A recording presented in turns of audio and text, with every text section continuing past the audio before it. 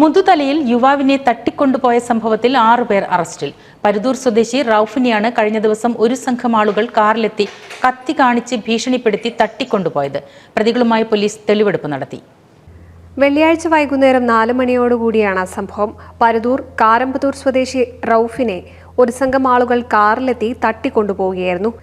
ബഹളവും പിടിവലിയും കണ്ട് നാട്ടുകാർ ഓടിക്കൂടിയെങ്കിലും കാറിലെത്തിയവർ കത്തിവീശി ഭീകരാന്തരീക്ഷം സൃഷ്ടിച്ചതോടെ എല്ലാവരും പേടിച്ചു പിൻവാങ്ങി.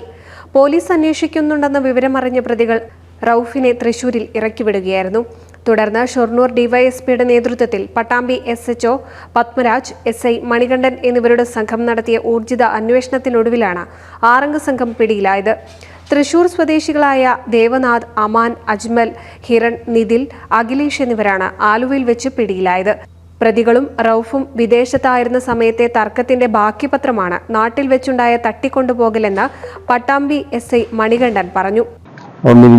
സംഭവം പട്ടാമ്പി പോലീസ് സ്റ്റേഷൻ പരിധിയിലെ മുതുതല എന്ന സ്ഥലത്ത് വെച്ച് വെള്ളിയാഴ്ച വൈകുന്നേരം റൌഫ് കാരമ്പത്തൂർ എന്ന ഒരാളെ ഒരു 6 അംഗ സംഘം വന്ന് സ്ഥലത്ത് ഭീതി പരത്തിക്കൊണ്ട് വണ്ടി കയറ്റി കടത്തിക്കൊണ്ടുപോയി അവർ ആയുധം ഉപയോഗിച്ചിരുന്നതിന്റെ അടിസ്ഥാനത്തിൽ വന്ന് പട്ടാമ്പി പോലീസ് അന്വേഷണം ആരംഭിക്കുകയും 6 അംഗ സംഘത്തിലെ പ്രധാനികളായിട്ടുള്ള അജ്മൽ, അമാൻ, നിതിൽ, ദേവാനന്ദ്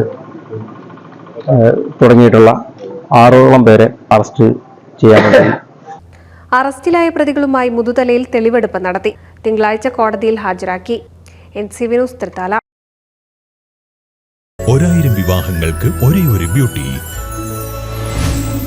ബ്യൂട്ടി സിൽക്സ്, എടപ്പാൾ, ചാവക്കാട്, തൃപ്രയാർ, പുത്തനത്താണി, പെരിന്തൽമണ്ണ.